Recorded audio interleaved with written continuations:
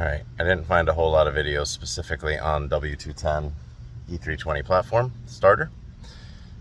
Symptom was, it felt like, it almost sounded like a low battery for a while, right? Like, it would just crank like, sporadically it would just crank like lazy. Like it sounded like the battery was dying, but lo and behold, lend the wagon to my sister.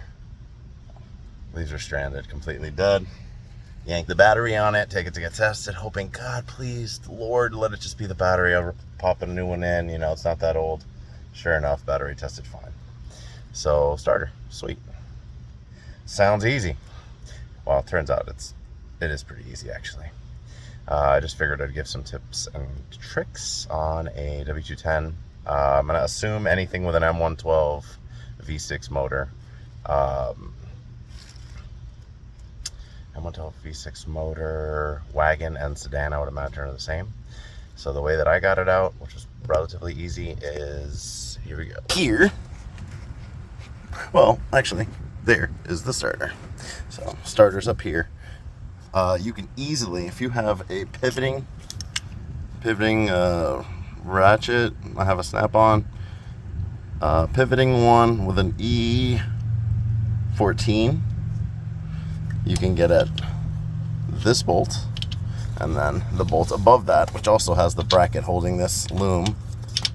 So they're actually, with a pivoting one, it's really not rocket science. Boom, 2 bolts. Before taking it off, though, I actually used a 10 millimeter. There are 2 things that need to be removed. I took off 3 by accident, but I did the ground bolt also. So you have a 10 millimeter right here, and there's a 13 on the bigger connection. So I would say take that off while it's on the car, because at least it's fixed and holds it in place.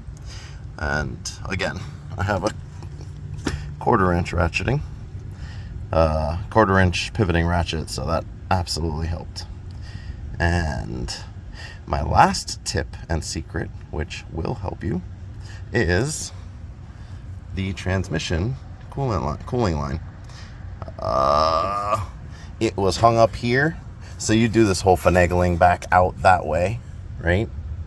And you can twist it, turn it, blah, blah, blah, blah, blah. And then I got the head of the starter out of the housing.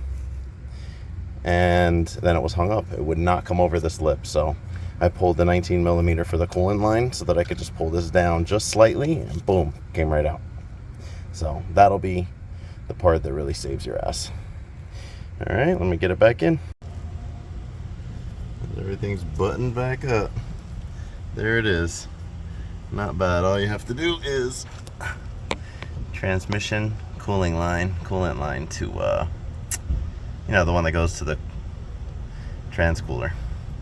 That's all you need to get the starter out. New one's back in. I would put it on the video of me starting it, but I'm gonna need to go get the battery tested, because that's real low too. So although it tested fine originally, might have been a problem in conjunction with